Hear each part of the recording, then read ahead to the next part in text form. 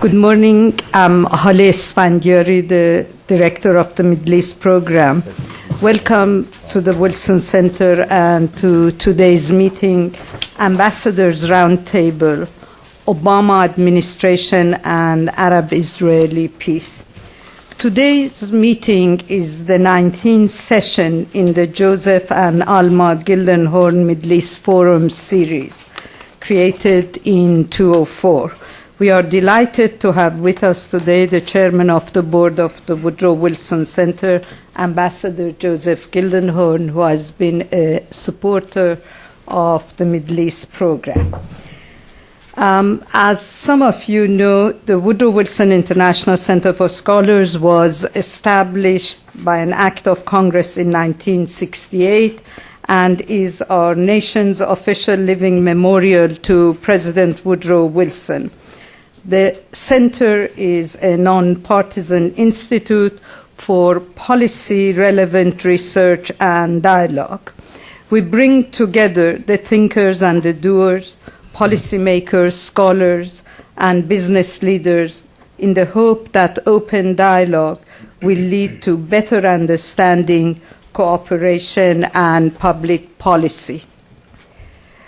We are delighted to have with us today 5 former U.S. ambassadors. The 5th one is coming from Union Station, Ambassador Frank Wisner. But we are delighted to have with us Edward Gnehm, Theodore Kattouf, Daniel Kurtzer, and Jacob Wallace. My colleague Aaron David Miller, who is currently a public policy scholar at the center, will chair the meeting. Aaron served both Republican and Democratic administrations on the Arab-Israeli negotiations. His most recent book is The Much Too Promised Land, America's Elusive Search for Arab-Israeli Peace. His new book, Can America Have Another Great President?, will be published by Bantam in 2012. And I also must urge you not to miss his forthcoming cover story article in Foreign Policy magazine on the peace process as religion. Aaron is very good at finding very provocative titles. Before I call on Aaron, could I please remind you to close your cell phones. Do not please text message during the session because it will interfere with our live webcast. We have an overflow and we will take, during the Q&A session, questions from the overflow. Aaron, you have the chair. Welcome. Hala, thank you very much. One of my greatest joys being at the center for the last 4 years is to be able to work with you, and greatly appreciated. Welcome and good morning. 15 months into the administration of a potentially transformative president, this president, like many of his predecessors, is wrestling with what I've called the problem of the much too promised land. His determination, in my judgment, to see the creation of a Palestinian state on his watch is exceeded only probably by the degree of difficulty in doing so. According to some, a year and a half in, there are no negotiations. We are in the middle of a major rift with the government of Israel. We have very little street credibility among the Arabs and the Palestinians. In short, according to some, not much has been accomplished these many months by the president. According to others, however, you'll hear a different view, that this is a potentially transformative president who has recalibrated the American relationship with Israel. He is determined, absolutely determined, to see a breakthrough on his watch, even if it involves the necessity of putting out an American plan, because he has basically convinced himself that on his watch, a Palestinian state will either be born or it will never be created, and on his watch, Iran may or may not cross the nuclear threshold. These are important calculations for the legacy of a president, and I guarantee you he's thinking even now about that legacy. To help us make sense of these matters and others, we've identified and created, I would argue, a truly exceptional panel. Truly exceptional. They're going to help us look forward, but they're also going to help us look back. And as a historian by training, I think looking back is important. I mean, it was Mark Twain who argued that history doesn't repeat so much as rhyme. It rhymes. And the reality is what worked and what didn't work over the course of the last 4 decades in America's pursuit of Arab-Israeli peace needs to be paid attention to very carefully. Because the truth is, I think it's very elemental, if you don't know where you've been, the chances are you really also don't know where you're going. We have over a century, take me out of this for sure, we have over a century of experience when Frank Wisner shows up from Union Station here, which is quite extraordinary. More than 100 years of expertise and wisdom in dealing with the Arab-Israeli and the Middle Eastern issue, and I think that's really quite extraordinary. If I would spend most of the morning reading their bios, which I will not do, I will introduce them, however, in the order that they will speak, very briefly, and undeservedly briefly, I might add. Dan Kurtzer is currently a lecturer and S. Daniel Abraham Professor in Middle Eastern Policy Studies at the Woodrow Wilson School of Public and International Affairs at Princeton. He served both as U.S. Ambassador to Israel and Egypt, as well as in other capacities in the region and here at the Department of State. Jake Wallace is the Cyrus Vance Fellow for Diplomatic Studies at the Consul on Foreign Relations. He served as Consul General and Chief of Mission in Jerusalem, as well as DCM at our embassy in Athens, as well as holding many other positions in the Department of State. I will not introduce Frank Wisner until he comes. He at least certainly deserves that. Edward Skip Gnehm is the Kuwait Professor of Gulf and Peninsular Affairs at the Elliott School of International Affairs at GW here in town. Skip was an ambassador to Kuwait, Australia, and Jordan, and served as Director General of the Foreign Service, and as well as holding other positions widely throughout the region. Ted Kattouf is President and CEO of Amid East here in Washington. He's been ambassador to the United Arab Emirates and Syria, and served as well in many posts throughout the region. So with that brief introduction, Dan, I turn it over to you. Each panelist will speak no more than 10 minutes. I will ask a question of each of them, and then we will go directly to your questions. Thank you. Daniel. Good morning.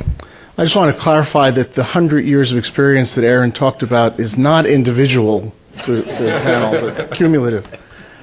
First of all, I'd like to say hello to Joe Gildenhorn and thank him again for all that he's done, and to Hala and to Aaron for organizing this.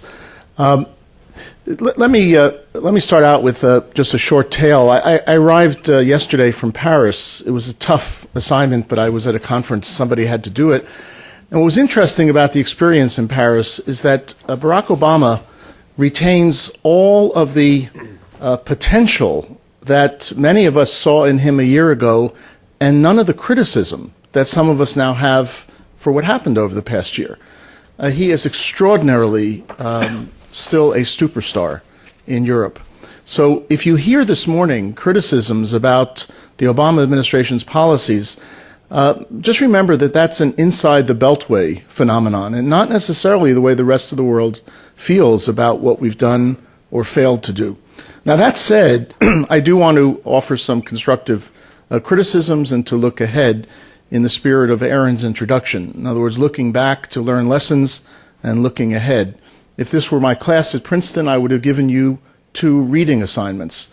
One was a book that Scott Lesensky and I did for the U.S. Institute of Peace that, in fact, took a hard look at 20 years of American diplomacy and offered what we think were rather stinging criticisms of how we failed to achieve progress in the peace process. And the second would be testimony that I offered a couple of weeks ago at the Senate, in which I tried to dissect the Obama administration's policies and approach to the peace process and found both wanting.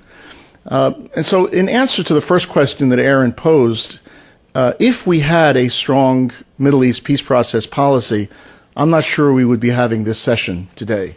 One of the first things to say about this first year of the Obama administration is that the President launched our peace process approach rather significantly and quickly by appointing George Mitchell as a special envoy literally on the first full day of the administration, and by indicating both then and subsequently that the peace process is an American national interest which is high on the agenda of President Obama. From that moment, however, the administration seems to have blundered into a number of steps, none of which have had any success in advancing the prospects for peace. So let me look at three issues quickly and then take an even quicker look at the receptivity or the mood in the region with particular interest in Israel-U.S. relations, which is part of the mandate that I've been asked to address. Number one, the question that needs to be posed is the situation on the ground ripe? Is it conducive to having a peace process? And one could make the argument that, in fact, the situation is far from ripe, that the Israeli government is now essentially a conservative or right-wing government, seems more interested in advancing the prospects of settlements than in advancing the prospects of negotiations. The Palestinians are weak and divided, both geographically and politically. The atmosphere in both communities is relatively sour. And so one could say on the surface that the situation is not ripe for active diplomacy. On the other hand, for those who have studied or worked relationship to this issue, it's not as bad as it's been in past years. In fact, public opinion polling in both communities continues to show significant support for the kind of concessions that would be necessary if there were a serious peace process. Palestinian economy in the West Bank, while not perfect, is certainly better than it's been in recent years. Palestinian security forces are being trained by American and other international trainers and are now providing the kind of objective, independent security capacity to the Palestinian Authority that we have long demanded. In Israel, it's a very vibrant economy and society, and again, as I said, the public opinion polls continue to show a great willingness to compromise. And past administrations working in equally challenging, or in some cases even more challenging environments, have succeeded in helping the parties make progress. So if we look at issue number one, which is the environment in which a peace process has to operate, not perfect, but I also would say it's not a deterrent to an effort to try to advance prospects for peace. What seems to be missing then is the policy and the approach. And it's on these two issues that I would argue, as Aaron suggested to us, if we had our 5 minutes with the President, what would we say? I would simply say, is, Mr. President, we don't yet have a policy and we don't yet have a strategy. Now, you'll argue with me and say, well, we do have a policy. We want to bring about negotiations. And I would suggest that's an approach, but it's not a policy. 43 years after the 1967 war, if you ask an American diplomat, what is our view, the American view, with respect to a peace settlement, the answer is he or she will not know. Because we don't have a view that we're able to articulate as a country. If we took a poll in this room, my guess is that we would have a very strong consensus about what it is that should emerge from peace negotiations. Essentially, 100% of the territory that Israel occupied would be transferred to a Palestinian state with one-to-one swaps so that there would be some accommodation of the heavy settlement blocks. There would be a very significant emphasis on security. Jerusalem would, in fact, become the capital of two states with a demographic division outside the walls of the old city and some creative solution, maybe an international management solution for the old city and the historic or holy basin. Settlements would effectively be withdrawn except for those places where there would be an agreement that they would remain within the state of Israel. And refugees would have the right to return to the state of Palestine with some accommodation by Israel, given its sovereign right to make this decision, to either admit or not admit some people on the basis of family reunification. So we could come up, I think, in very short order in this room with a fairly sensible approach that I think would also represent a consensus view in the region. And yet the American government does not have a policy that articulates that kind of approach. So the first thing I think we need is a policy. It's not a plan. It's not something that we would seek to impose. It's not something that we would tell the parties they have to accept. And it's not something that we would pre-negotiate with the parties. It's American policy. And I would articulate that policy soon so that not only would the parties know where we stand, but our own diplomats, our own Congress, our own public would understand where we stand as well. Second thing I would say to the President is we need a strategy. Now, negotiations are part of a strategy because you will not have an outcome of this conflict without direct, face-to-face, hard-nosed negotiations between the parties. But if that's the only element of strategy, then we're missing out on a number of other factors which need to be taken into account. So first of all, you need negotiations. But second of all, you also need to continue efforts to build Palestinian institutions, to build up the institutional capacity for statehood, including or even especially the capacity for security. Third, you need an approach which brings the Arab world into the peacemaking efforts far more ambitiously than has been done until now. You have, since 2002, an Arab peace initiative which is potentially very far-reaching, but it has sat out there with nothing happening to it. The Arabs have taken no steps to activate it, and the United States has taken no steps to find out whether or not it should be activated. Last June, the President explored one confidence-building measure with the Saudis and was turned down. You recall he asked for overflight rights for El Al Airlines over Saudi Arabia, but it made no sense because there was no context to ask for a single confidence-building measure. So an element of strategy is to talk to the Arabs about how you activate what they call an Arab peace initiative, and which they argue is a significant change from everything that they have adopted and stood for in past years.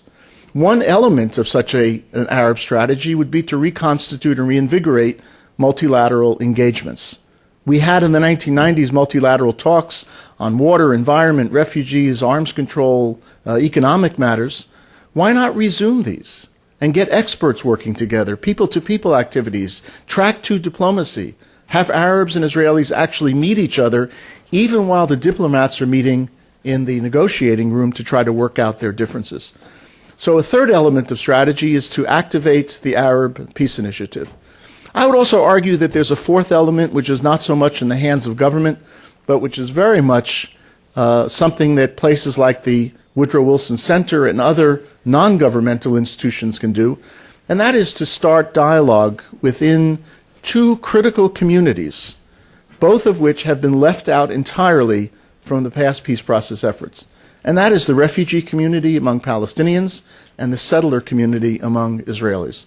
It is critical that we find ways to start talking to these communities, because at the end of the day, if we ever do reach agreements, these two communities will have a large say in whether or not the two societies end up supporting the outcomes. Now, let me just suggest a word. I don't know how much time I have left. Let me just suggest a word about the bilateral U.S.-Israeli relationship. Because if there's one thing that this recent mini-crisis between the United States and Israel over settlements in Jerusalem revealed, is the absence of an American policy. Frankly, it's understood that we would be very upset, even angry, that our vice president was confronted with a settlements announcement during his visit, a visit which was designed to repair our relationship. But to have a crisis over a neighborhood in Jerusalem which under a demographic division of the city will end up staying in the state of Israel made no sense.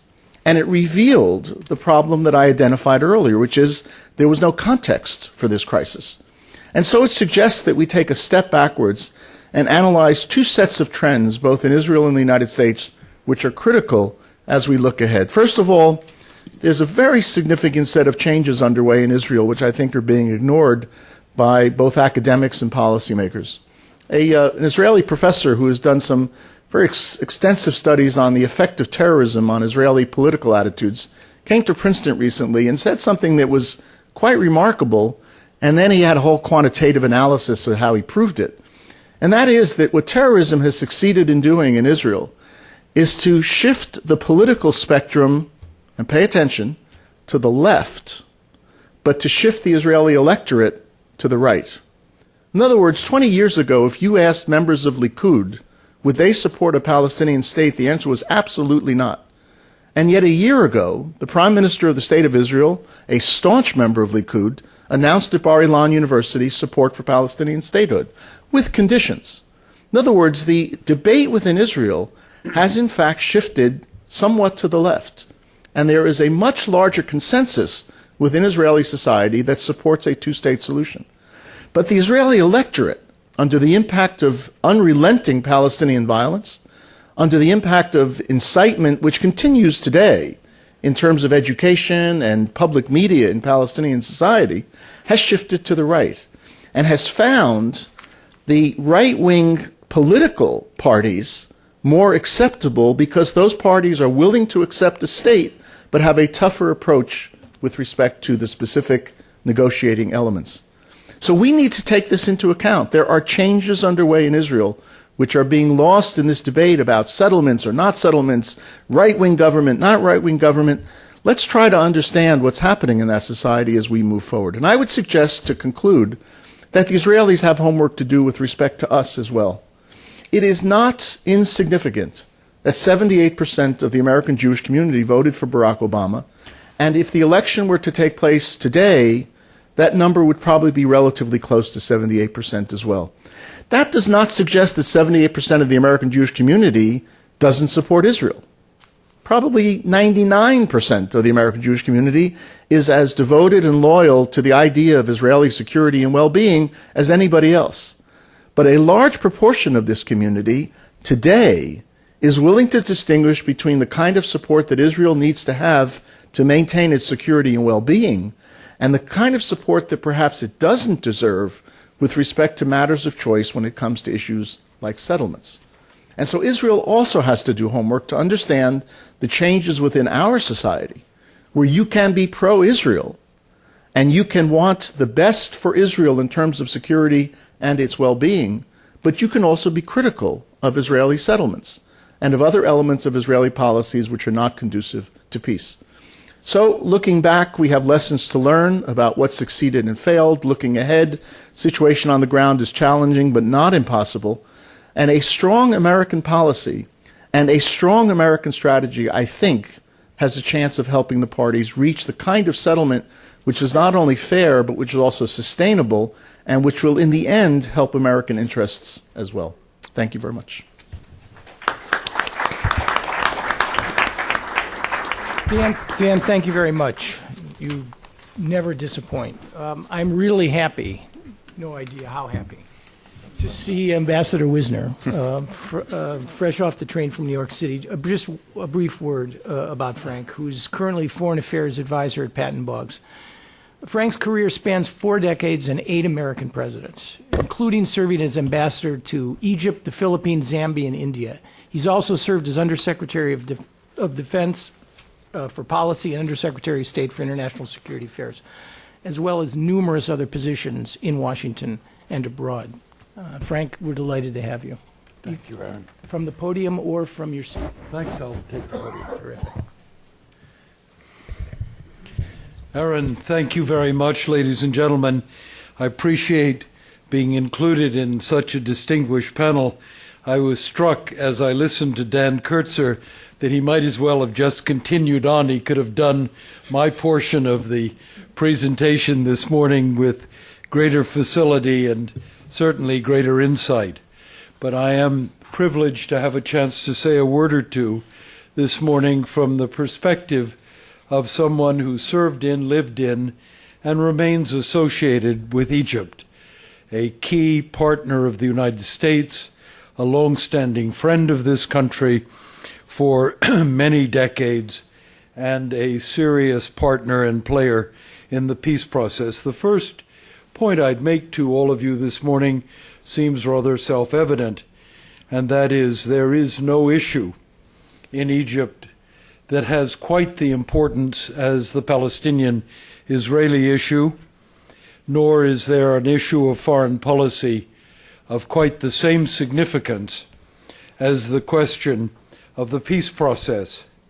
This question of Israel and Palestine for the many decades since the late 1940s has played center stage in public perception, in government policy, in the way government officials and political leaders frame the dialogue of the country. There just is nothing quite like it. If you look at Egypt, a large nation with many other interests in the Middle East, the Mediterranean, and Africa, no issue comes quite as close to it as does the issue of Israel and Palestine. And that said, no Egyptian public leader, no leader of government will allow the issue of Palestine and Israel overwhelm Egyptian national interests as they see it. And therefore Egypt must walk an extraordinarily fine line. The issue of Palestine and Israel is therefore a complex and multidimensional one from the standpoint of virtually any Egyptian you meet and talk to. It is first and foremost a question of justice. The Egyptians, as writ large, look at the question of Palestine as an injustice committed and continues to be committed.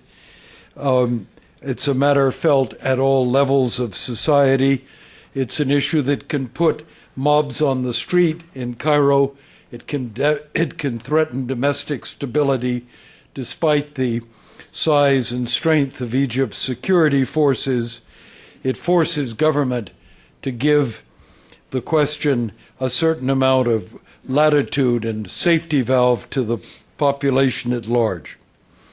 Second, but that said, 4 wars have taught Egypt a vitally important lesson, and that is that Egyptians cannot bet the farm on the resolution of the Palestinian question or on overcommitting Egypt to the question of Palestine.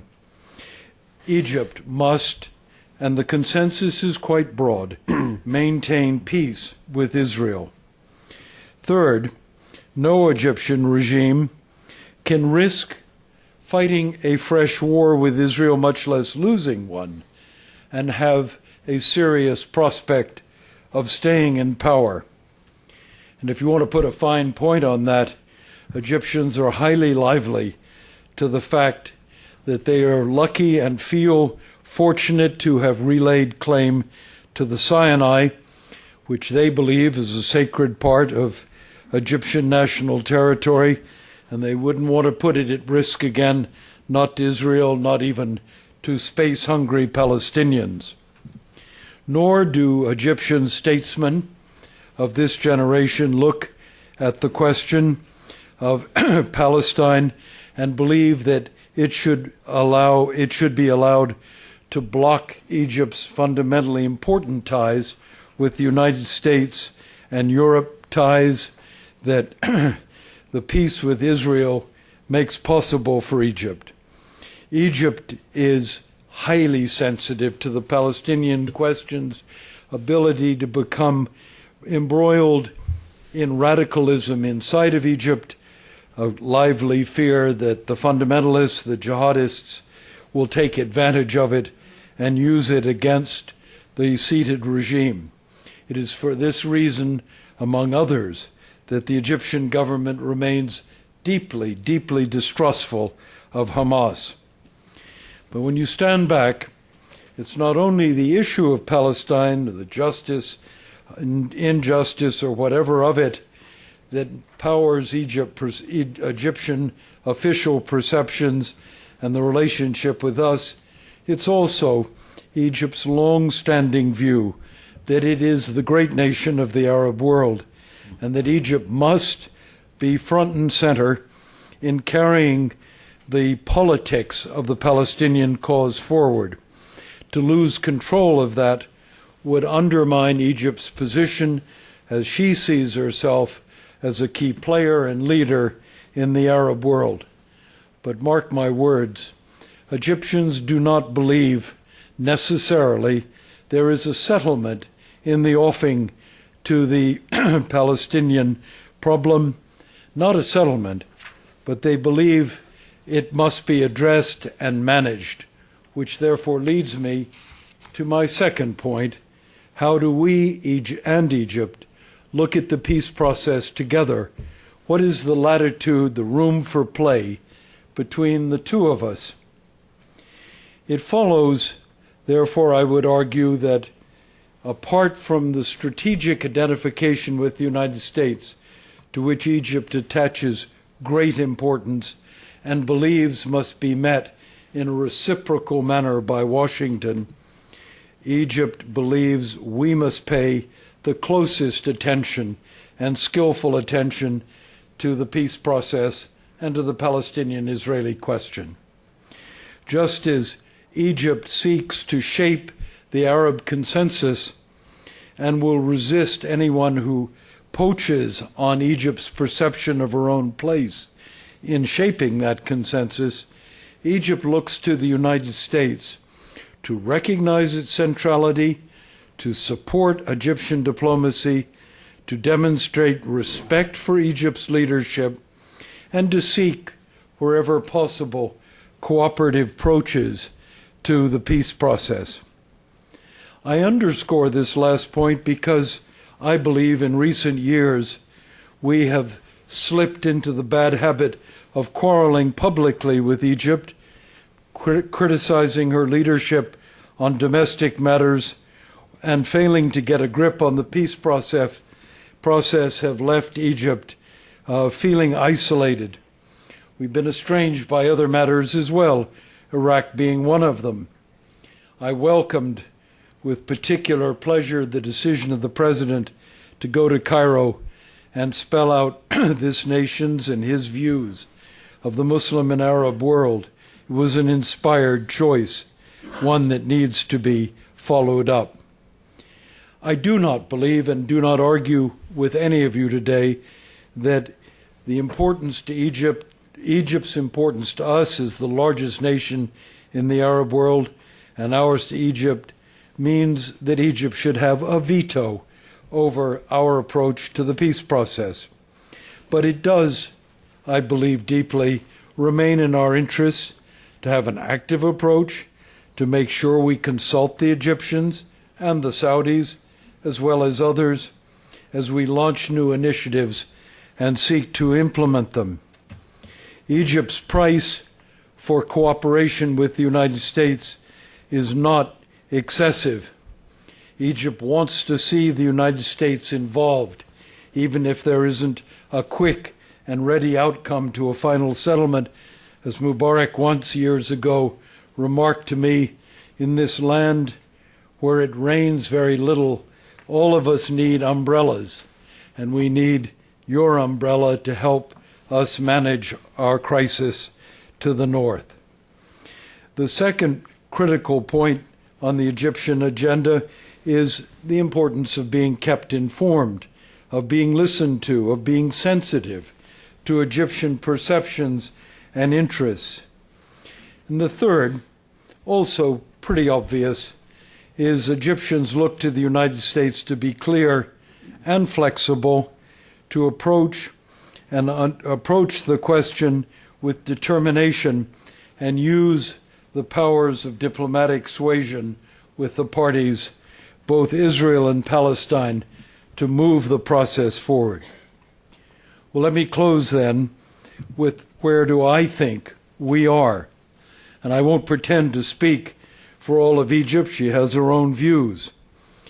But listening to Egyptians, I can reflect some of the sentiment that this administration is seen to have been clear that it cares.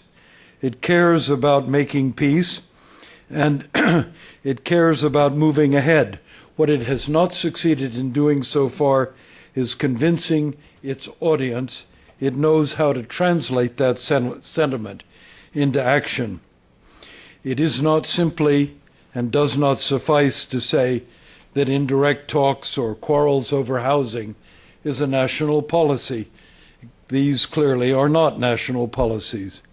And I join with Dan Kurtzer in his remarks to you in saying that we do need a policy, whether it's a speech by the President or some other act of American commitment, that spells out our positions on the key issues at play in a settlement: borders, Jerusalem, refugees, security, normalization, the linkage to Syria and Lebanon.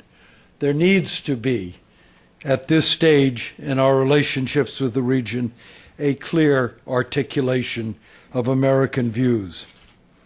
And there needs to be an articulation of the steps that will get us there, backed up by a bureaucratic structure, a political structure, if you will, at home, in which the President, backed by the Secretary of State, marshals the best talent in this government in a team that works as teams have worked in the past to produce steps forward in the search for peace in the region.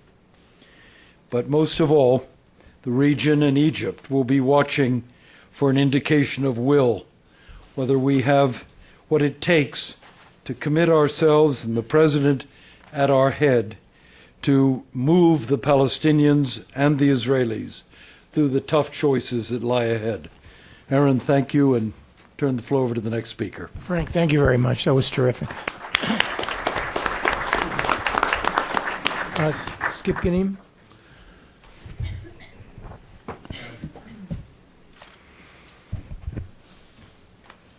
Thank you very much, Aaron, and I join Dan in saying thank you for putting together this panel this morning. Jordan, where I come from, or at least where I lived for a while, there's no issue, I think, that touches more to the heartbeat of Jordan than, indeed, a resolution to the Palestinian question. And it begins really with the fact that the state's survival is in some ways wrapped up in that question. Its regional situation, its domestic situation, politically as well.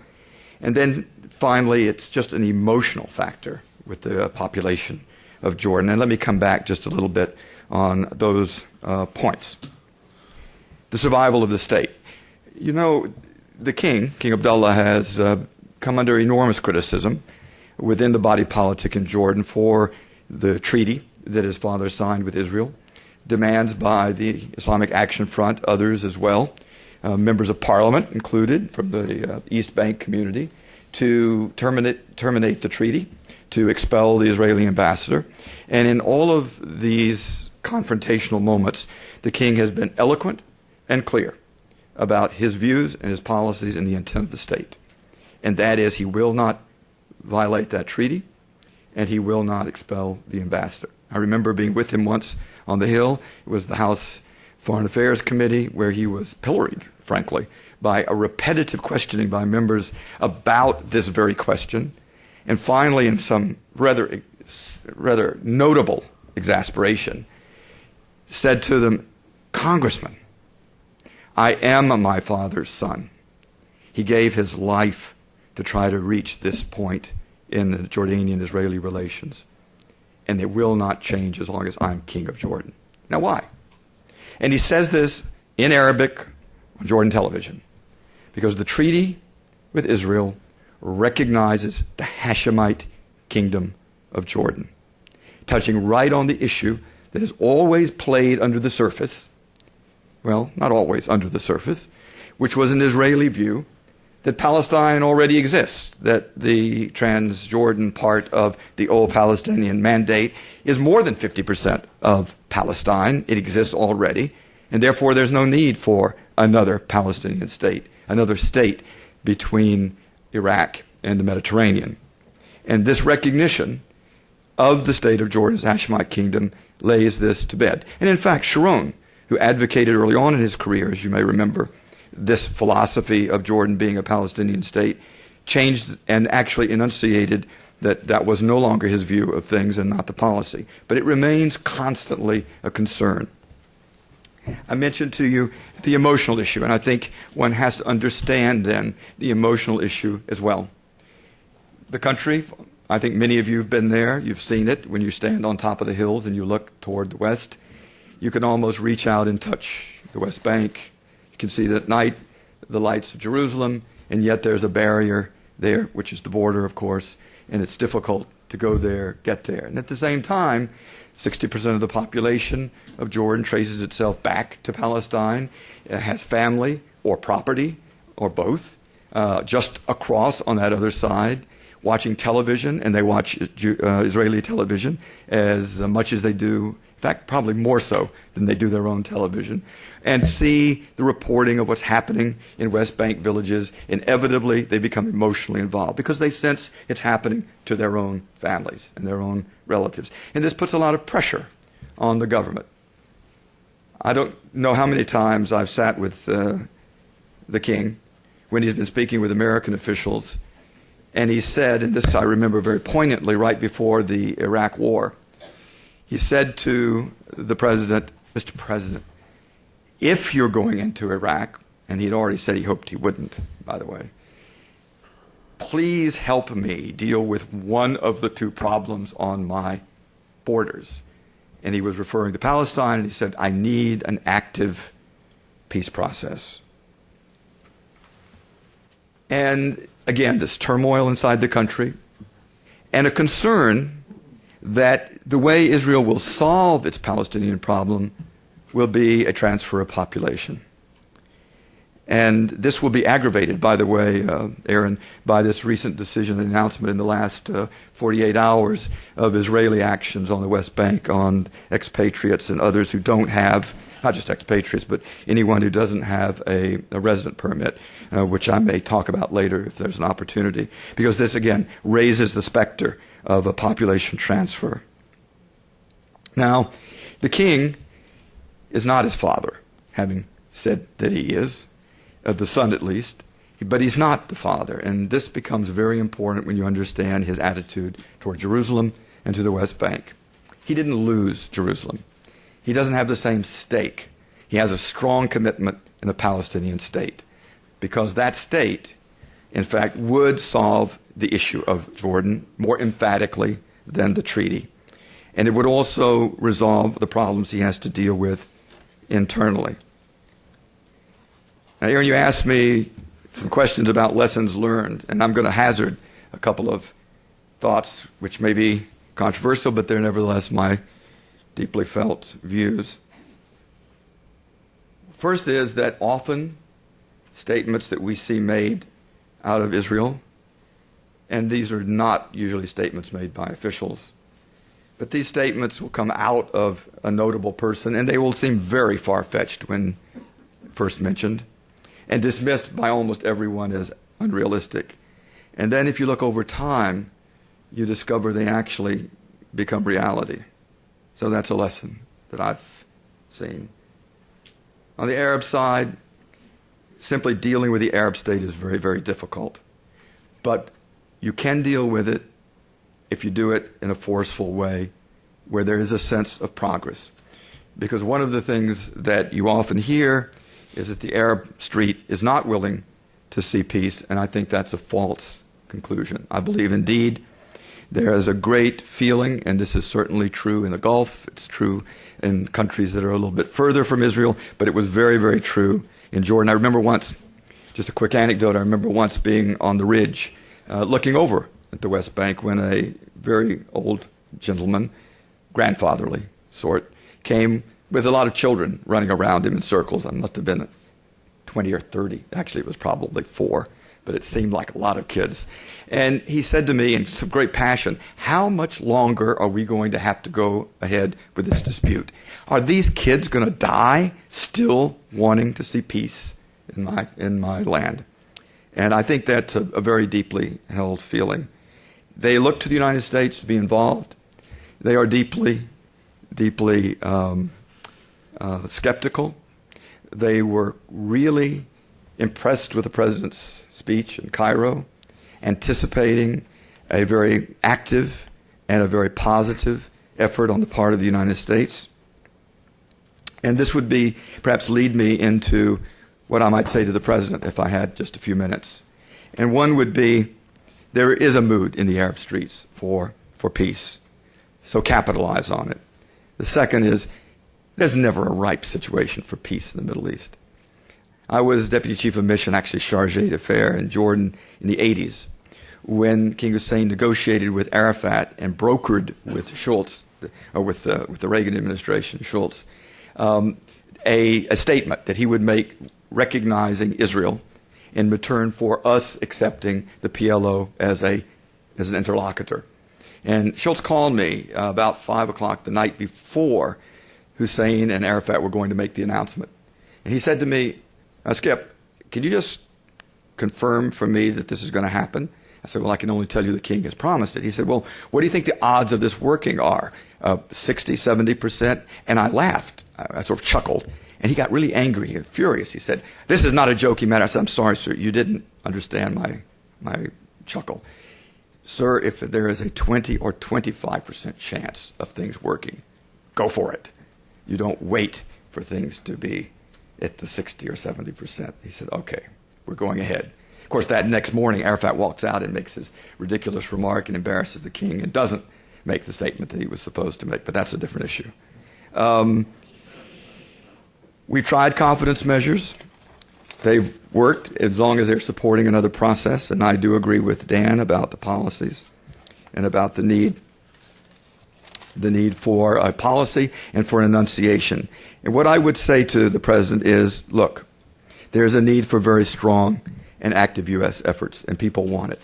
People want it in the region, and Americans want it. I think the reaction to the president's statement that it's in the U.S. national interest for a solution, and of course I do note in my own mind General Petraeus's purported remarks, that there is broad support, and we've seen this in polls by Americans. Actually, we've seen it in broad support among the Jewish community in polls done by J Street, that the Jewish community as well supports an active, involved American interest, American participation in trying to find peace. And I would tell him, look at the way the issues that are requiring attention have been dealt with over the past decade plus. Therein lies a broad framework for a solution. Go there. Work closely with the parties, get them to negotiate directly, but put it out there and go for it. Skip, thank you very much. Jake?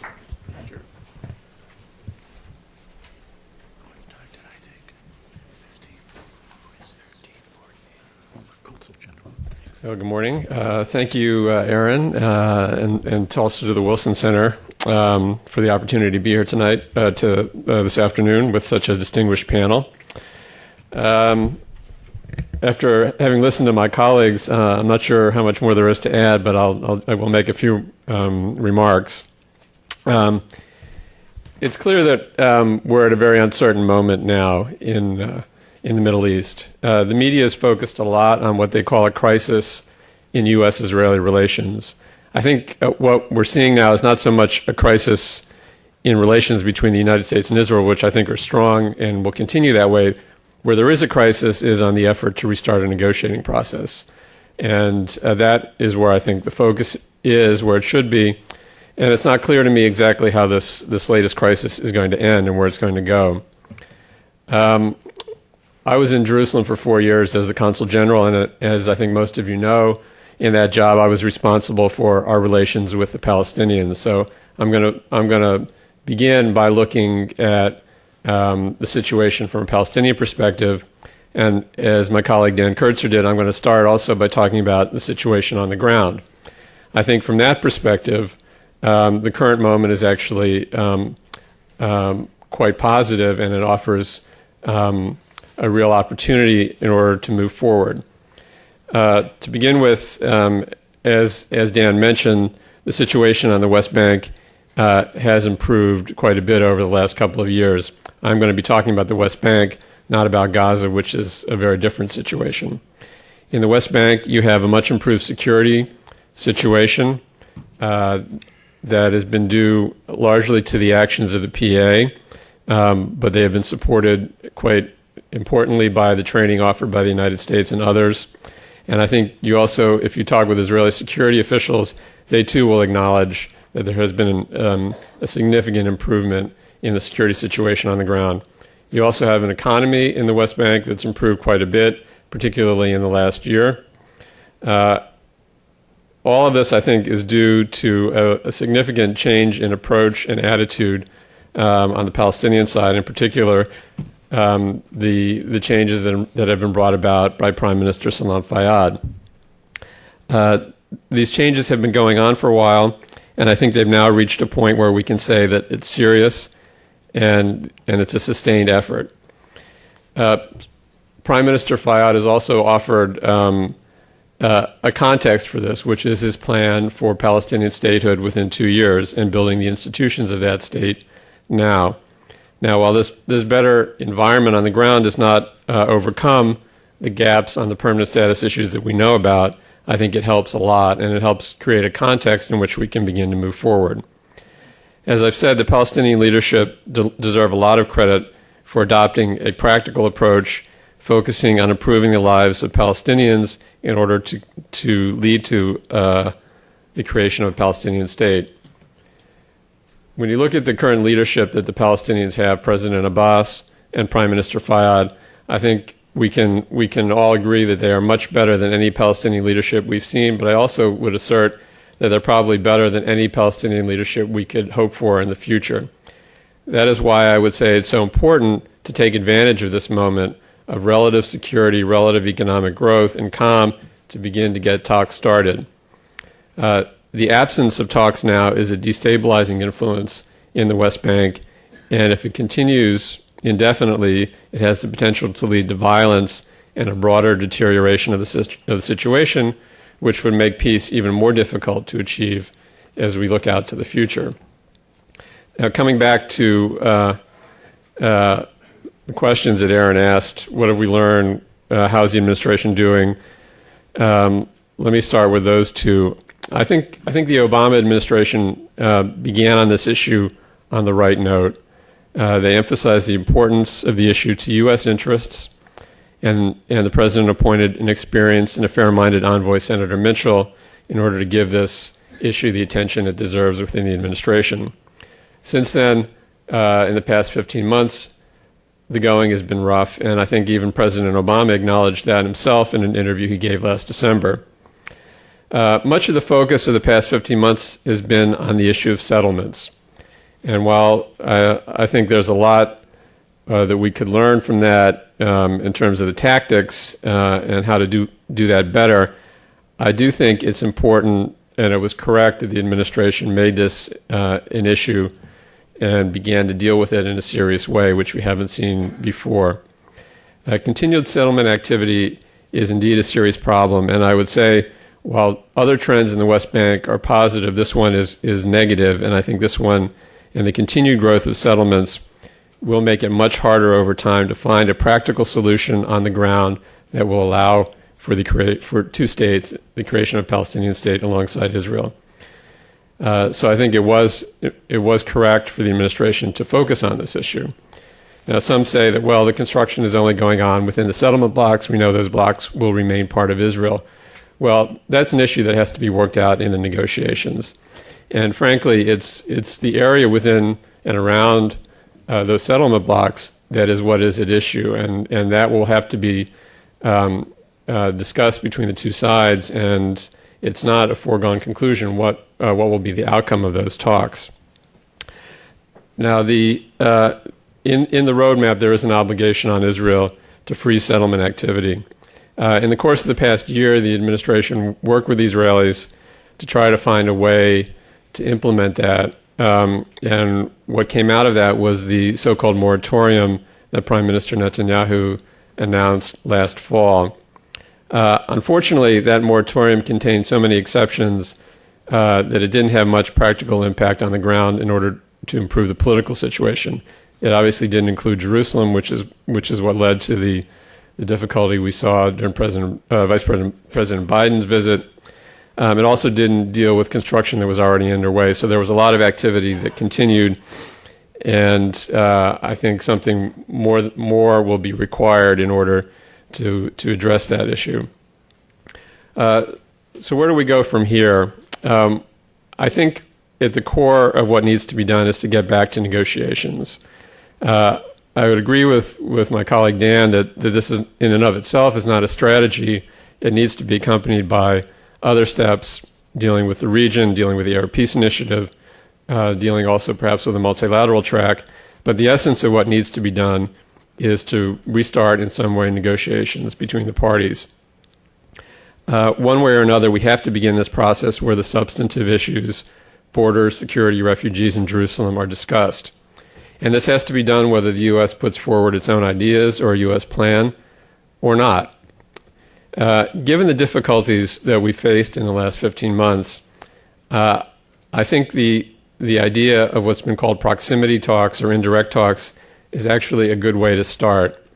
While this has been criticized in some areas as a step back from direct talks, I think it's actually a practical and effective and a low-risk way to begin to deal with what are some very, very difficult issues. Aaron mentioned the difficulty of these issues in his opening. If this were an Olympic sport, I think the degree of difficulty for the peace process would be the highest of anything that was on the table there. For the past 15 months, we've really been in a discussion about process, and I think what we need to do now is get away from that and begin to talk about the substance of the issues.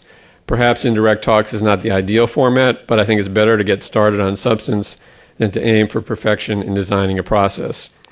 I also mentioned that this idea of indirect talks is a low-risk approach, and I think that's important as well. One of the lessons we've seen going back to Camp David in 2000 is that high-risk summitry is something that we need to think about very carefully. So in order to begin, I think a low-risk approach is better.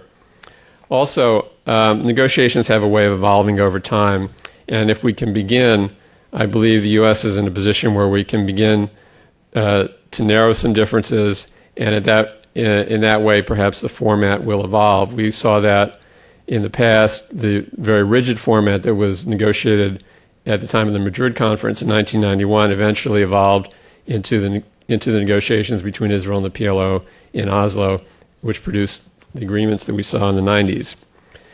And finally, in terms of the process, I would say that having the United States firmly in the middle of the talks is actually a positive thing. Without that, as we've seen in Annapolis and other places, the talks can drift, questions raised in the negotiations go unanswered, and possible openings are not fully explored. And there's also, without the United States in the middle, no independent record of what was discussed and what was accomplished, which makes it much harder to build on. So I think having the United States right in the middle of things is a good thing. Now, I don't want to oversell this because we know that the gaps on the issues are great. But I think it's better to begin a process in almost every case. And I think now, again, given the environment on the ground, given the leadership we have on the Palestinian side, it's something we want to take advantage of. In closing, let me come to Aaron's last question, which is what would I advise the president if I had 5 minutes with him. First, I think I would make the point that time is not on the side of the peacemakers. And there are many aspects of this. From a Palestinian perspective, I think most evident is the situation on the ground and the growth of settlements over the past 40 years. Over time, we see a situation in which it makes it, as I said, much more difficult in a practical way to see a two-state solution emerging on the ground. We also have a very deep division between Hamas in Gaza and Fatah and its allies in the West Bank. This is a serious problem. It's something we could spend a lot of time on. I'm not going to go into it in detail. But I would say that we should not allow this division to prevent us from trying to move forward. And I think moving forward in a way that can result in a political achievement for the current Palestinian leadership will help them and bolster them in this internal division on the Palestinian side. But also on the Israeli side, I believe there's an urgency to finding a resolution of this problem. Many have remarked on the demographic issues. I won't go into that in detail, but I think it's an important aspect. Also, from a regional security position and for the future of Israel and its security, I think it's important to begin to finally resolve this issue between Israel and the Palestinians once and for all. I think we can only look to the example of how Iran's influence has grown in the last 10 or 20 years in the region compared to earlier period, I think Iran's growing strength makes it harder to reach a deal with the Palestinians, and over time this will become even more difficult. In my view, Israel would be wise to try to strike a deal with the current Palestinian leadership. They won't be around forever. They may not be around much longer, and I don't think Israel will find a better leadership on the Palestinian side than what they have right now. If those leaders on the Palestinian side fail, in the future, the West Bank could begin to look like Gaza or South Lebanon, which is certainly not in anyone's interest, certainly not Israel's interest. And my last point before I close, to the President, what I would advise is to choose your moment carefully in which to engage on this issue. I think it's important that the U.S. put its ideas on the forward, and at some point I believe we're going to have to put a concrete plan on the table as well. But once you jump into this, the stakes are very high, both for the region and for the United States. And the United States and the administration need to be prepared for what will come and need to be prepared to stick through a very difficult period once we do engage in this issue in a serious way. So let me stop there and say once again, thank you very much. And it's great to be here. Jake, thank you, and thanks for your presentation. Ted?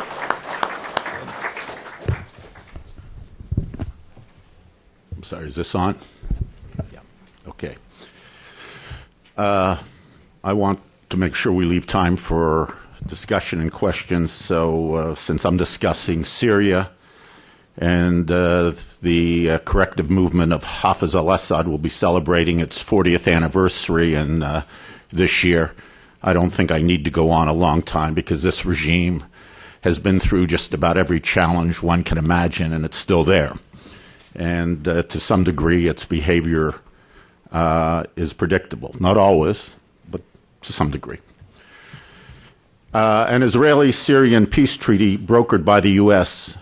should be far easier to reach than a final Israeli-Palestinian agreement. The broad outlines are well known.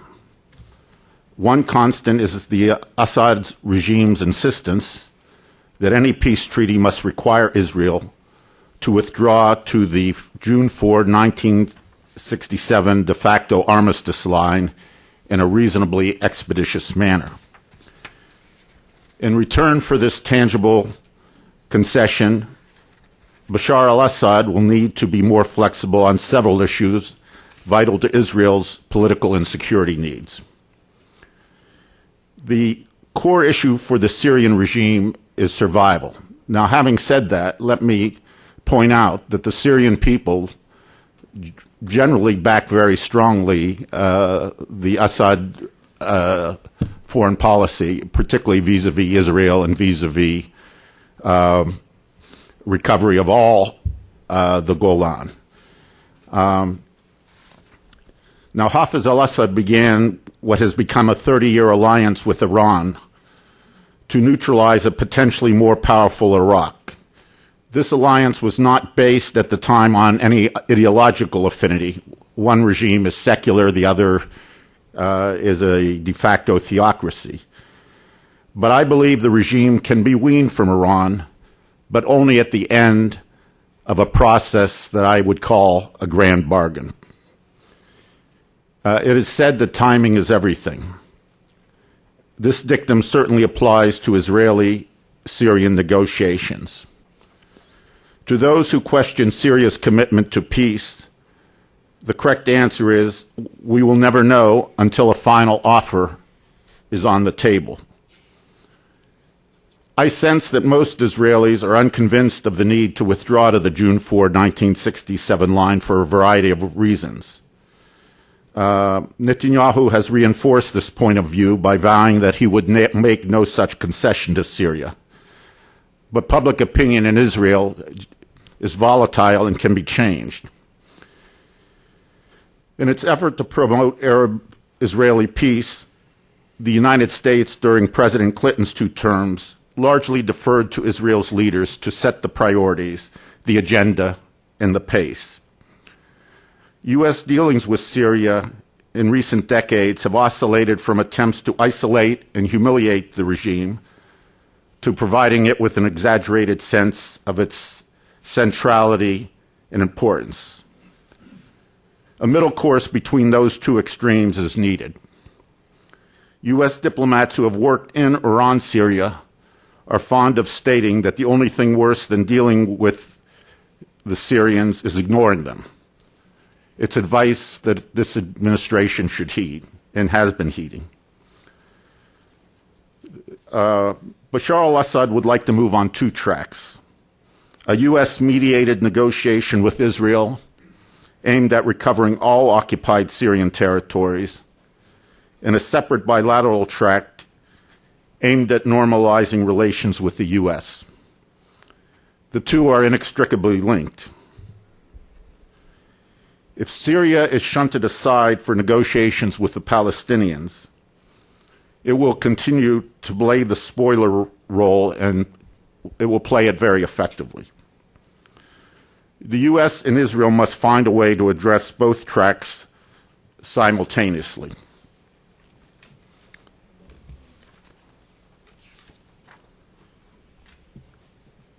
In dealing with the Syrians, I would advise the administration to keep in mind two words: respect and reciprocity. Nothing will go well if those two words are not heeded. But the U.S. also, for its part, should make clear what we expect to come from a grand bargain. We should not put the prestige of the U.S. on the line until we are confident that the Assad regime understands that if and when they are presented with the 4 June 67 line and a new relationship with U.S., including removal of Syria from the state sponsors of terrorism list and other sanctions, that they will accept the deal. And accepting the deal will mean some things that they're not going to like. They will have to end their current alliance with Iran. We can acknowledge that Syria has the right to have full diplomatic and commercial relations with Iran, so long as UN sanctions are not violated. But Syria cannot continue to have it both ways. Full peace with Israel while supporting Iranian policies that are inimical to that very peace. Missile and NBC cooperation with North Korea and Iran must also cease. In return, we can pledge best efforts with Arab and other donor states to supplant any civilian aid or investment loss as the result of Syria's estrangement from Iran, as well as assisting Syria with its many problems, not least water security, soil salinity, and oil field management. Finally, I'd like to say, even though there are many issues I could cover, I'd like to say a word about Lebanon in the context of all of this. During the Clinton years, Lebanon, quite frankly, was on the table. If Syria made peace with Israel and disarmed Hezbollah, requiring it just to become a normal political party, then neither Israel nor the United States, in my estimation, cared very much if Syria was the hegemon in Lebanon. In a frank and respectful dialogue with Syria, we must make it clear that while we understand that Syria has considerable influence in Lebanon, that it has important allies and friends in Lebanon, that Lebanon is no longer a prize, and that we expect, and that while it is for a sovereign Lebanese government and Syrian government to order their relationship, we expect Lebanon's sovereignty in the end to be respected. Thank you. Ted, thank you very much. Before we go to your questions, I'm going to forego the one question I wanted to ask, which was if you had 5 minutes with the President, what would you say? I think our colleagues have made their views unmistakably clear, and there is a strong consensus here that this is a critical issue. Time is running out. The President has to be involved, very involved, and that the time for process over substance, which has guided much of America's approach, has long passed. I have views on these matters. I'm not going to share them with you today. I would only say the following. Hope is very important, and it can never be abandoned, not if you have children and even if you don't. Illusions, however, are something that need to be seriously tested. And toward that end, I would simply pose 4 questions, which I think need to be seriously looked at and answered. Number 1, can a U.S. president, however potentially transformative, substitute his own sense of leadership, perhaps for the absence of strong leadership that exists in the region. 2, is a conflict-ending agreement between Israelis and Palestinians, which resolves conclusively the 4 core issues, Jerusalem, border security, and refugees, possible? 3, are the current Israeli and Palestinian leaders willing and able to pay the price for that agreement? And finally, the U.S.-Israeli relationship. I have a piece this morning in the LA Times which raises the question that this administration may be less interested in changing Prime Minister Netanyahu's behavior and more interested in changing him. The question really is, can this administration get its relationship with the government of Israel right? And that's a critically important question. There has never been an administration that hasn't done serious peacemaking and also engaged in significant fights with the government of Israel. But the purpose of the fight was A, worthwhile, reflected a strategy, and 3, left both countries stronger for it. That is the critical question. We have a special relationship with Israel. It can't become exclusive. And that, it seems to me, is a critically important point here. To use a favorite word of this administration, can it reset its relationship with the Israelis to make it functional when it comes to serious Arab-Israeli peacemaking? I do not know the answer to that question. Hala, I'm going to ask you to return to handle the questions. You've been very, very patient, all of you, and much, much appreciated. Can we answer your questions? Okay. Before we open the floor to questions, I was wondering whether any of the panelists would like to comment on the points that Aaron made and the other panelists made. Dan, you are shaking your head. Go ahead, please. I asked Aaron if I could answer his questions, and the answers are yes, yes, yes, and yes. Thank you very much. Let me focus on the 4th question because it, I think, is germane to the reason I'm here. My role as former ambassador to Israel. And I think Aaron has phrased the question incorrectly because it's a one-sided question. The reason I say that is that, as I indicated in my remarks, we, the United States, need to do a better job in understanding the needs, requirements, interests of the parties with which we deal, including Israel. But those parties also have to do a better job in understanding us. I wrote a piece in the New York Post, of all places, about 2 weeks ago, in which I suggested that Netanyahu may have touched what I call the third rail of Israeli politics, and namely the question that is posed in the minds of the Israeli electorate of whether a prime minister knows how to deal with the United States. Now, the Israeli public has a lot of views about everything. You get a couple of Israelis in a room and you have 11 or 12 different views immediately. But there's one issue on which the Israeli electorate and public are always united, and that is that they want a leadership that can handle the United States, that can deal effectively with the United States. And there is growing questions. I'm not suggesting yet unhappiness, but growing questions in Israel as to whether or not Prime Minister Netanyahu has found the key to dealing with this different kind of president. Barack Obama is a different president from what Netanyahu was used to. He was comfortable dealing with some presidents in the past. You recall that he had a challenged relationship with Bill Clinton during his previous tenure, and the Israeli public responded to that. Part of the reason for Netanyahu's defeat in 1999, part of the reason was a dissatisfaction with the way that Israel was handling the U.S. relationship. So I think there's a responsibility on both sides to understand each other better. I think the president has not done as effective a job as he could in reaching out to the Israeli public, in talking directly to the Israeli people, in doing what he did, as Frank suggested, so effectively to the Arab and Muslim publics through his speech in Cairo. He has not done the same thing through a speech in Jerusalem. Or even in television interviews to the Israeli media. So the president does have to do a better job in reaching out to the Israeli public. But I would also suggest that Israel needs to do its homework as well.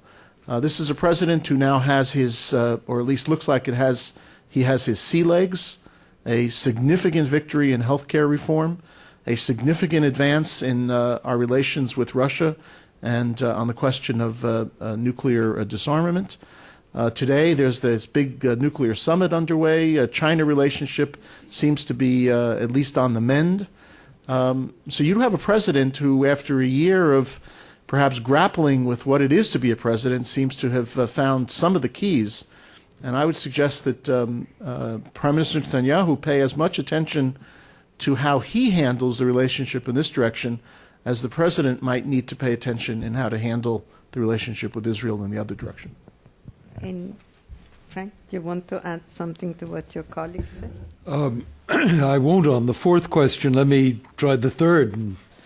Are the leaders of the region prepared to pay the prices required to bring about peace?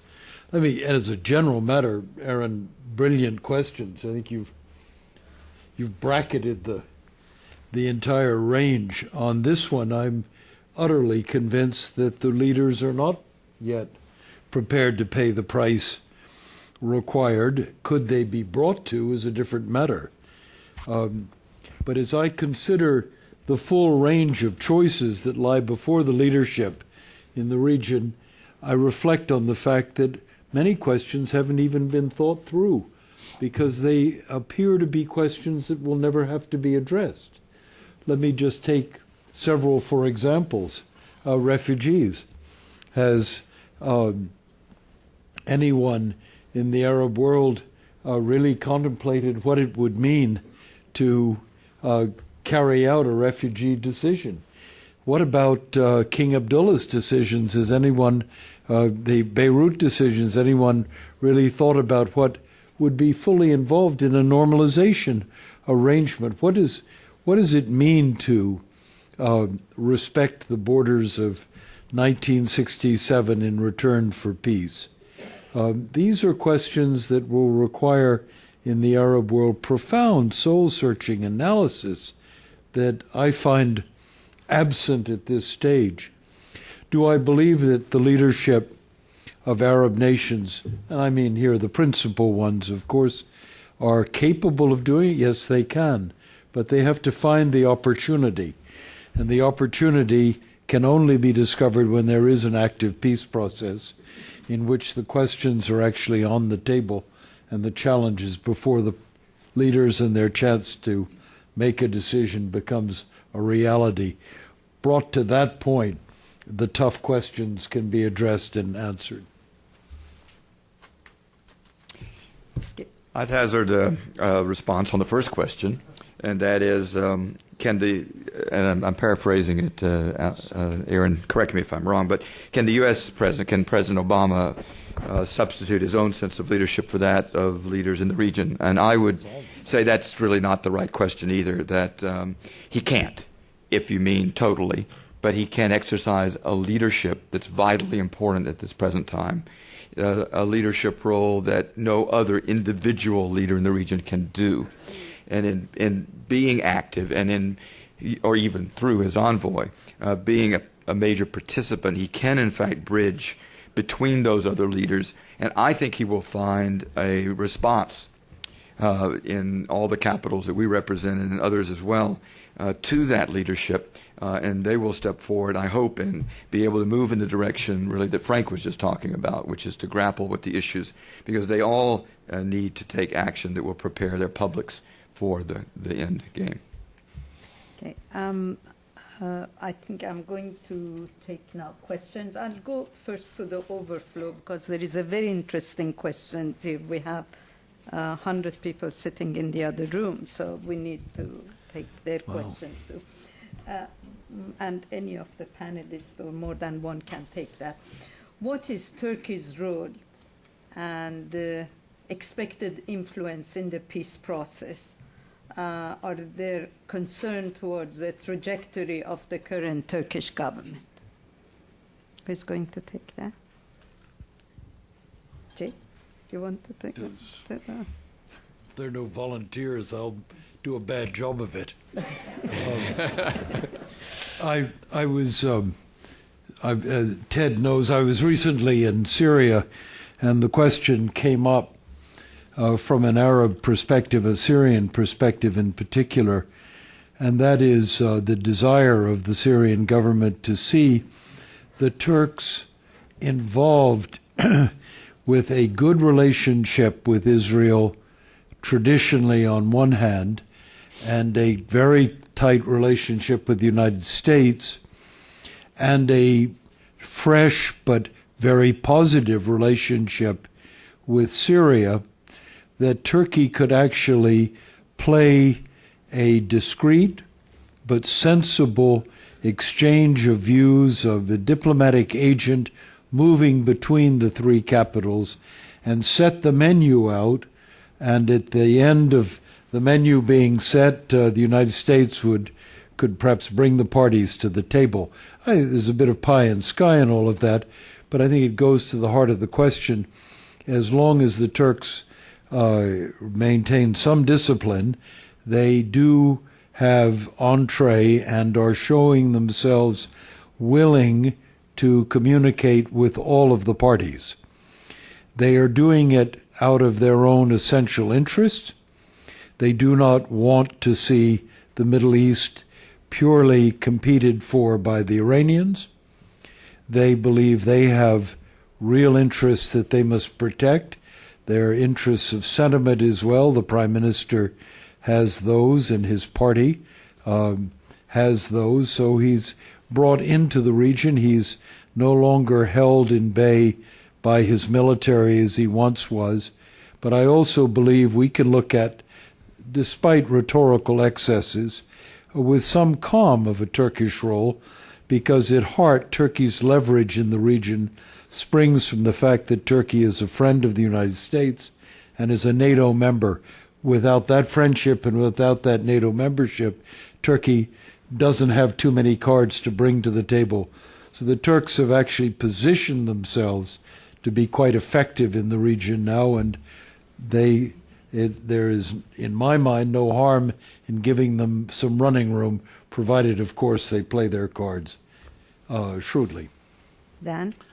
I would take a slightly different tack from Frank. I don't disagree that Turkey, first of all, has played a very positive role in the Syrian-Israeli engagement in the past and could do so, but I think the first question that needs to be posed is where are Turkish interests headed? And I think even a cursory analysis suggests that Turkey is in a fairly prolonged process of redefining its role and its interests in a variety of regions. There seems to be a growing, although a reluctant understanding in Turkey that it's not soon going to become a full member of the European community, and that it therefore can look to other regions with perhaps a more assertive set of self-interests. And we see this with respect to a growing relationship or better relationship between Turkey and Iran. I think improvements in the Turkish-Syrian relationship, which have not always been all that positive, and some growing distance, albeit still friendly, but distance between Turkey and Syria. And I think Turkey, therefore, Turkey and Israel, I'm sorry. I think what we're seeing, therefore, is not so much a firm decision by Turkey in which direction to go, but a kind of casting about for firmer ground on which to stand as it decides where it wants to invest. This comes against the backdrop of a region. Frank and I had this discussion in a different forum a couple of months ago, in which the role of what used to be called the periphery, the non-Arab states in this region, seems to be growing at the expense of a weakening Arab core, where Arab state policies and structures are coming under increasing stress. So it's a period of great flux, and I would be a little bit cautious then in suggesting that there's some kind of an immediate role that frankly, that Israel is going to want Turkey to play until Turkish interests are clarified a little bit better. Thank you. Yes, please. Yes.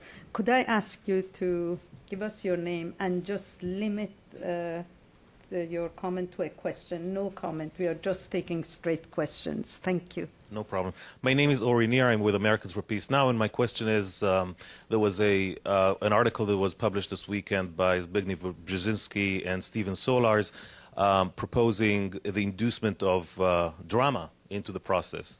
The drama intended to wake Israelis up and get them to care about peace with the Palestinians. If you were to propose such steps to introduce drama, what would be your suggestions? Yeah, I would simply say drama is, as important as drama is, one of the reasons we've had very little success in recent years, over the last 16 actually, 8 years under Bill Clinton, 8 years under George W. Bush, is because we've been far too preoccupied with drama and process and not preoccupied enough with what I would call the balance of interests that needs to be struck in order to sustain a serious process and to reach an agreement. That's what needs to be understood and probed. And I would trade that, an Obama-led delegation to Jerusalem, Ramallah, speeches before the Knesset and the Palestinian Legislative Council, for a real understanding on the part of the parties themselves and an effort to broker such an agreement on the part of the United States with the real substance, assuming that's possible. Anybody else on the drama? I agree with what Aaron just said. Okay. Ambassador Mustafa and then Ambassador Gilden. Thank you very much. I'm Ambassador Imad Mustafa of the Syria Arab Republic. My question is addressed to Ambassador Daniel Kurtzer, but before this, if you don't mind, I just want to say thank you to Ambassador Wisner for referring to the Syrian government, using the term the Syrian government as compared to the much derogatory term the Syrian regime. Please, Mr. Ambassador, we don't make any difference. Actually, I want to ask Ambassador Kurtzer the following question. Do you agree or disagree with me on the two following points? First, your very important question about the non-existence of a U.S. policy and strategy towards the Middle East is a stated fact that's always discussed across the United States. Wherever I go, people mention this, but they never discuss why there is no such announced and committed policy from the U.S. towards the Middle East, unless it is behind closed doors, and it's always behind closed doors. The explanation is because the political fallout of the United States coming out and saying, here is the solution as the United States believe should happen in the Middle East, will be on the domestic level very heavy on any U.S. administration. The second point, if you agree or disagree with me, is... Second question or second... No, this is a question.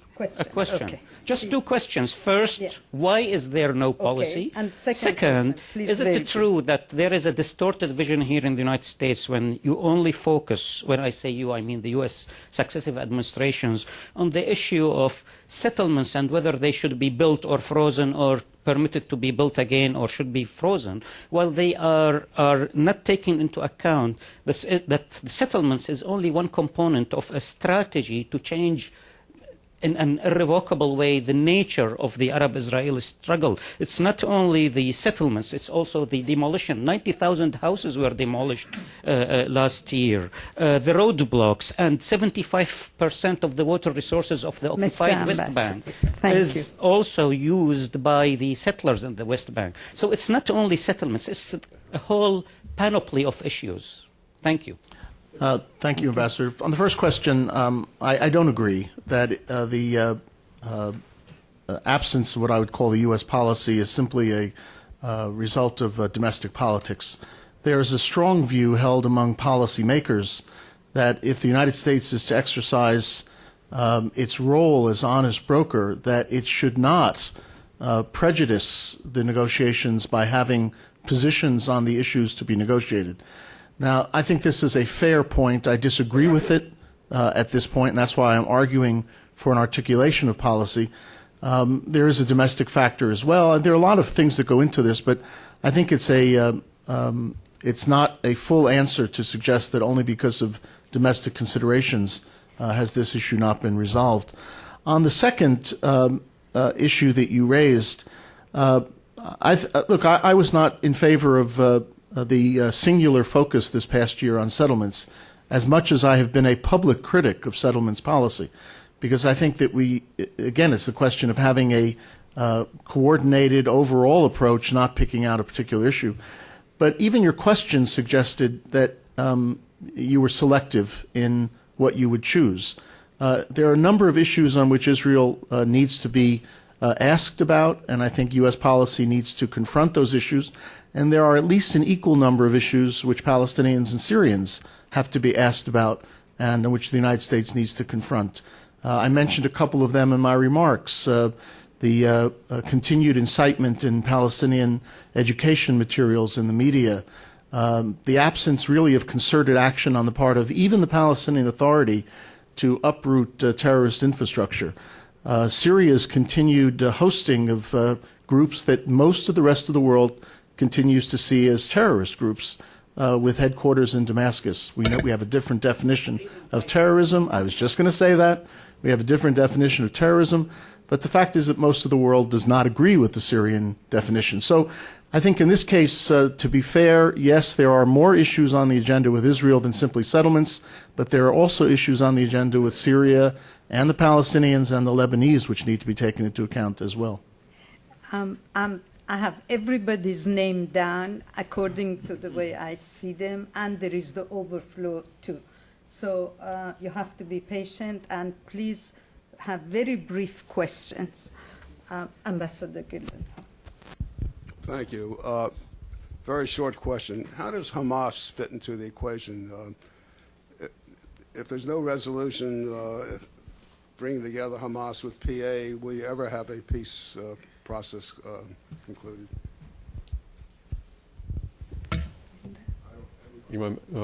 I'll take that one on. It's a good question, and I alluded to it in my remarks, but I didn't go into any detail. I think the split that you have now within Palestinian politics, within Palestinian society, makes it much more complicated to reach a deal. And I think Aaron asked one of the right questions, which is, can the leadership on the Palestinian as well as the Israeli side do what's necessary to reach a peace agreement? I think it will be difficult on the Palestinian side, but I would assert that the important thing is to get a negotiating process going, so that these issues can be framed. I think once the issues are on the table, once the Palestinian people can see what the choices are, and be put in a position where they have to make a decision on whether to accept those trade-offs or not, I think that's how you deal with a situation. Hamas will probably be a spoiler in any process that moves forward. We have to be aware of that. Ultimately, they draw their support, or they draw much of their support from outside as well, including state actors such as Iran. And the potential that Hamas brings to disrupt the process can't be ignored. But I think the important thing is to start the process, put the issues on the table, and let the Palestinian leadership make the arguments about the benefits of peace rather than the continuation of the current situation. We have no choice but to follow Jake's recommendation, but I would just slight counterpoint. This is the Kevin Costner Field of Dreams school of Middle East diplomacy, which essentially is build it and they will come. The argument is if in fact you can get a deal so sweet, so compelling, so comprehensive on the core issues that in fact it will strengthen the hand of the Ramallah leadership against the hand of that in Gaza. May or may not be. I'm not here to suggest it couldn't be. But in the end, it does come down to one essential issue, and that is, can a Palestinian Authority be composed of one gun, one authority, and one negotiating position? Because without a monopoly over the forces of violence that pervade Palestinian society right now, the chances of any Israeli prime minister, and I'm not here to write a brief for this prime minister or any other, the chances of any Israeli prime minister offering what it will take to persuade the Palestinians to sign an agreement are essentially slim to none. Okay. Yes.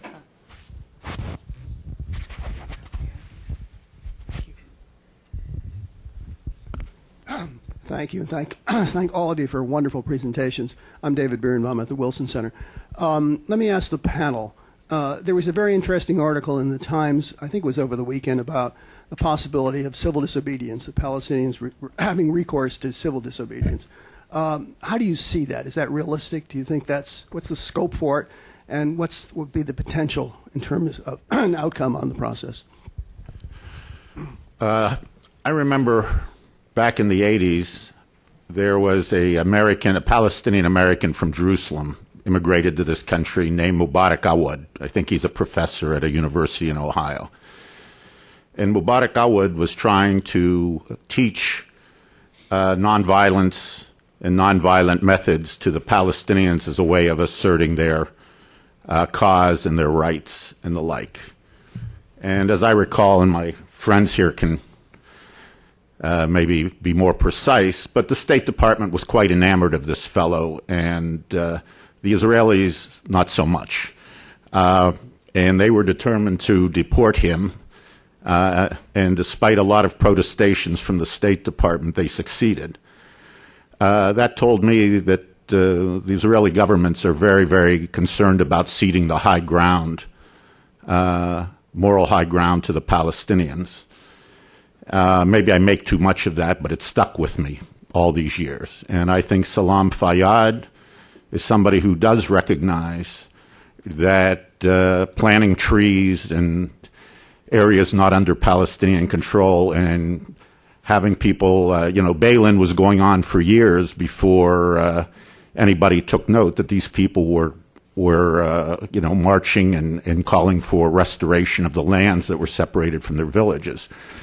So I think it's a very hopeful movement, one I would certainly like to see continued, and one that I suspect makes the current Israeli government quite uncomfortable. A question from the overflow.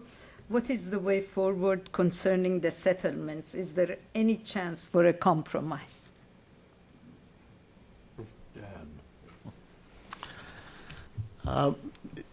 The issue of settlements, even as Ambassador Mustafa recognized, is quite critical, but it's not the only issue on the agenda. And I think the proposal that most of us on the panel have now ascribed to of a U.S. approach which is more comprehensive than simply getting to negotiations would subsume this question. What do I mean by that? Behavioral changes on the part of both Israelis and Palestinians are going to continue to be required, and there has to be continued pressure on Israel in particular to stop settlement activity. But that should not be the only factor in American policymaking. In fact, I would suggest that in the context of an overall approach in which there is a negotiating process underway and a process of engagement with the larger Arab world and a process of multilateral engagement that begins to talk about issues that are quite important but have not been talked about for some time, dealing with the settlements issue will actually prove to be easier because the Israeli public will begin to understand that settlements are an absolutely bad investment. Israel is pouring a lot of money into areas that are not going to remain within the State of Israel. And if a peace process looks more serious, then the Israeli public, the Israeli Knesset, those who have to take hard budgetary decisions are going to realize that this is pouring good money after bad. So yes, continue the pressure on settlement activity to stop, but I would envelop it in a larger peace process strategy in which it makes much more sense than simply isolating it as one factor. Dan's points are absolutely valid. One additional consideration, which circles back to the issue of leadership. Ariel Sharon, because he had authority and legitimacy, and because he was the master builder himself, had the capacity to dismantle Israeli settlements in Gaza.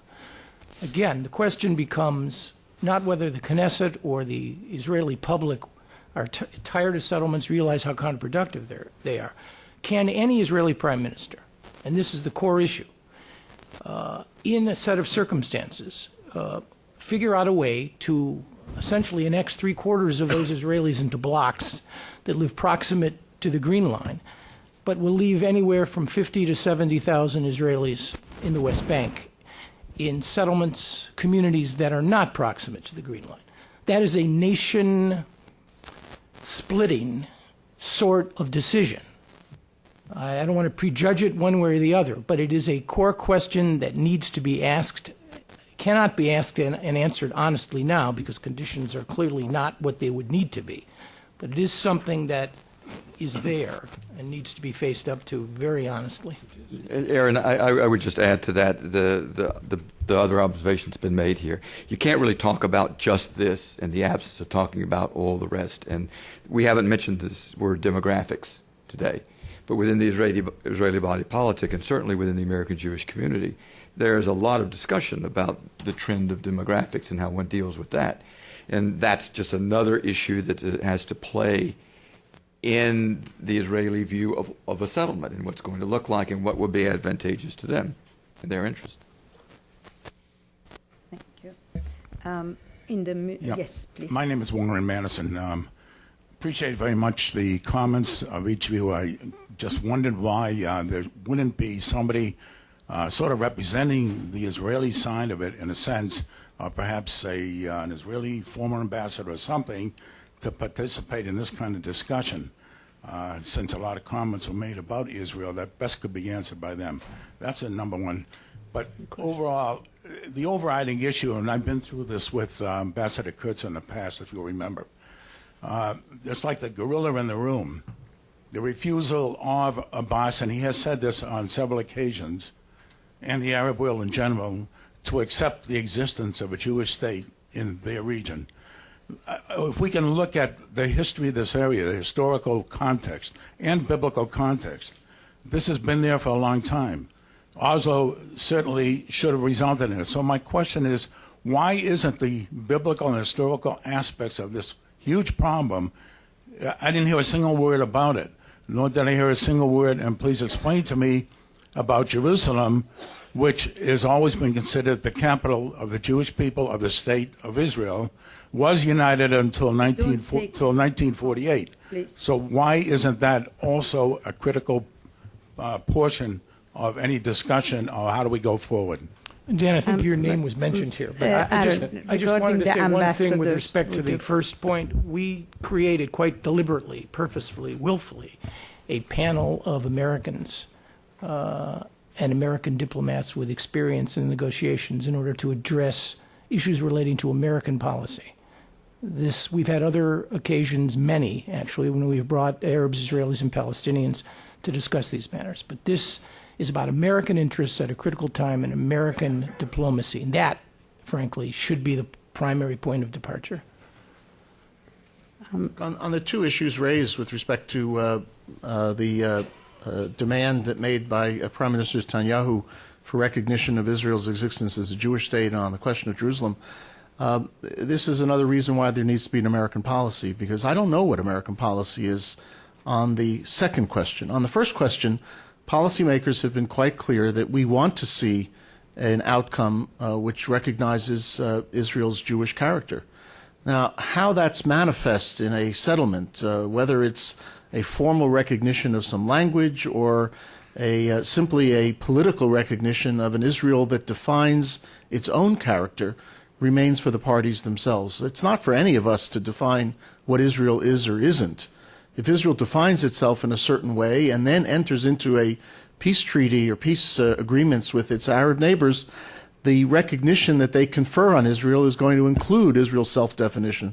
So in some ways, this is not really an issue for American policy. On the question of Jerusalem, in that New York Post article, Aaron writes in highbrow journals like the Times of Los Angeles. I still like to write to the common people in New York. And what I suggested, because I addressed the issue of Jerusalem, in 1967, when Israel unilaterally expanded the boundaries of the city, it expanded in a way which had no relationship whatsoever to Bible and history.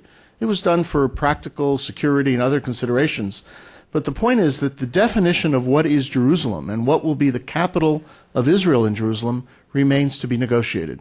And Jerusalem, even in the expanded boundaries, is large enough for two capitals of two states. Okay, I'm sorry, no further comment. In the middle, please. Yes, here. I'm taking a question from the front, from the middle, and from the back. We'll get back here. Yes, please.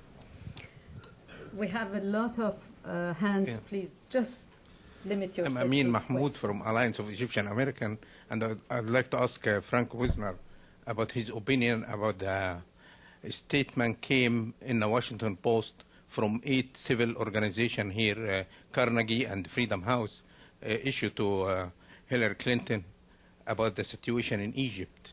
And if we will not have a stable Egypt, this will affect the interest of the United States by having free and fair election, and will have a change of the constitution, as many people in the opposition ask for in Egypt. And the failure of peaceful change really will cause further problem. And I wish you can discuss that with Mubarak if you know him personally.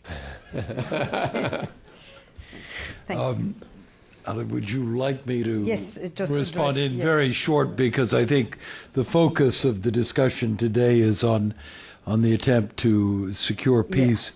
But there is obviously a linkage between the strength and stability of Egypt's leadership and government and our policy and our ability to pursue our goals in the region. I have to be very blunt and very frank with you. I took issue with the editorial that was produced in the Washington Post over the weekend. I think it's wrong-headed. It's not the way you have influence with a friend. The editorial points, in referring to the Carnegie, editorial treats Egypt as if it is an enemy of ours, or certainly a nation with which we have a strained relationship. Of course, the United States wants to see a democratic process underway, wants a full consultation, wants a smooth transition and a stable outcome. But the way we conduct that discussion is a different matter, not by hectoring. And the editorial is a hectoring editorial.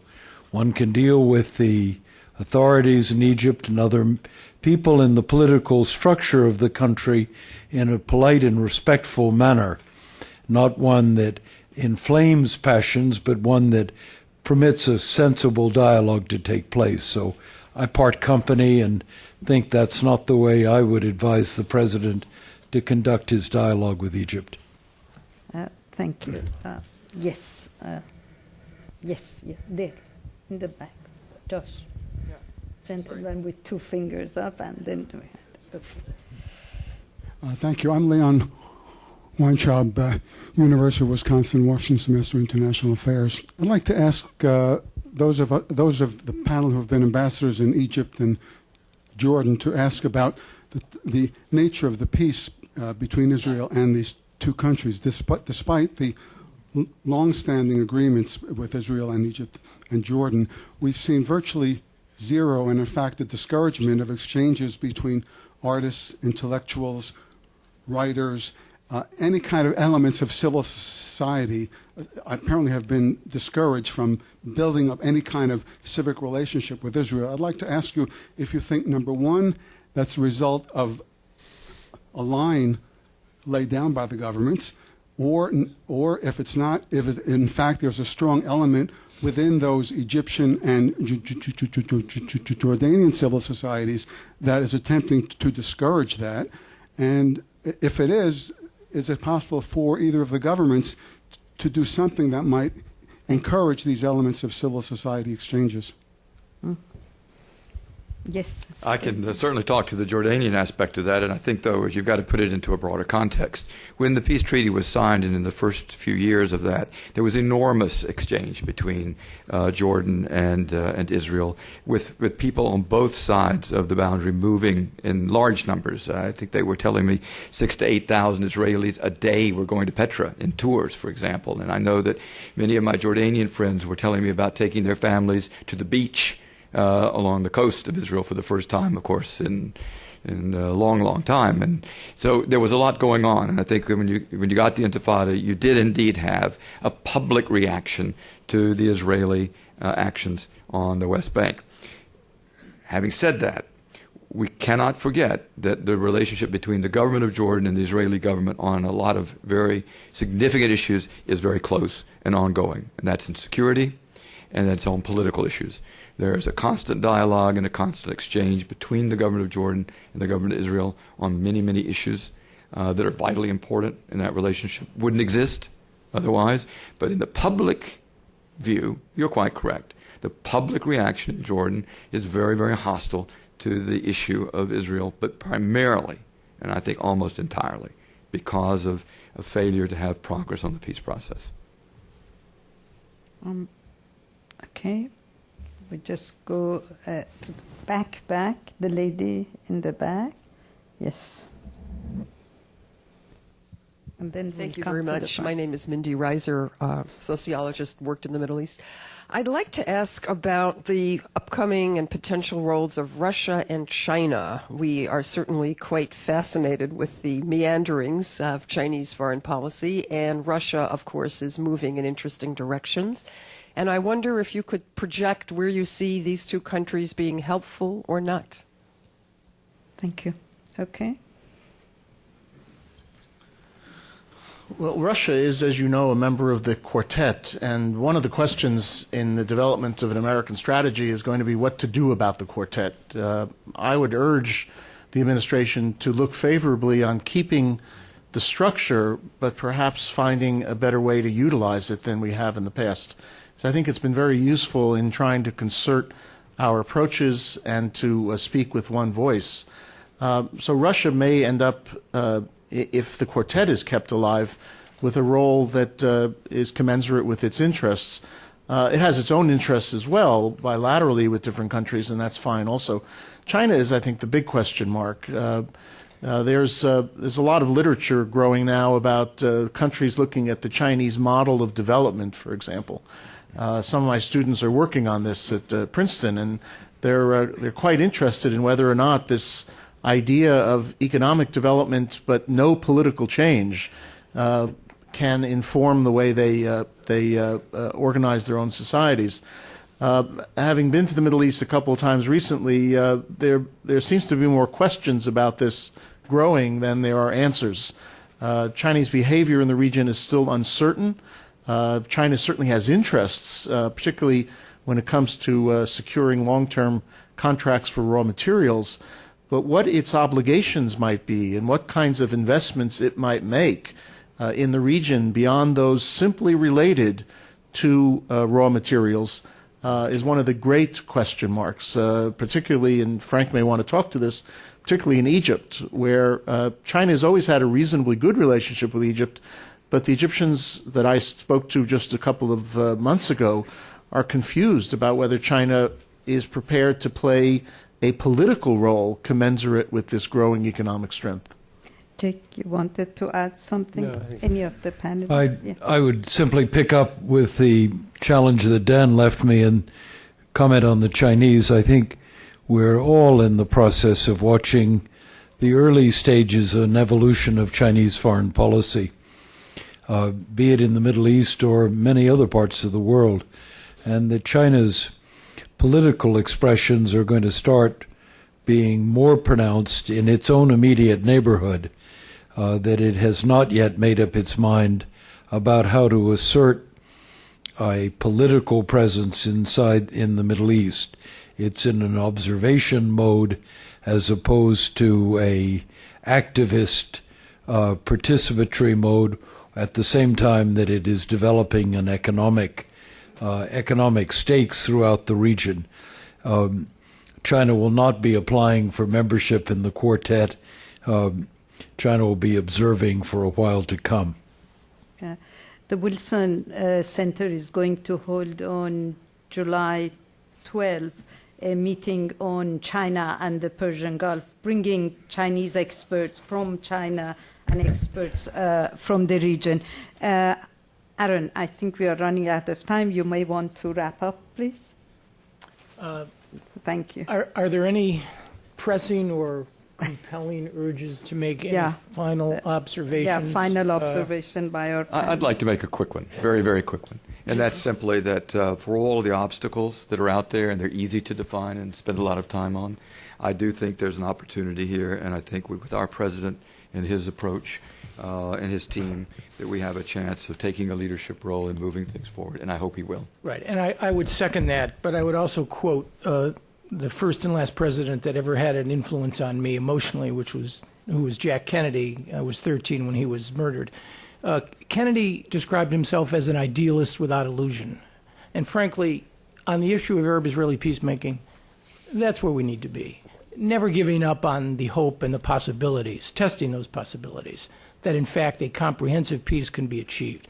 But as the United States goes through this process, it has to go through it with its eyes wide open. Valid.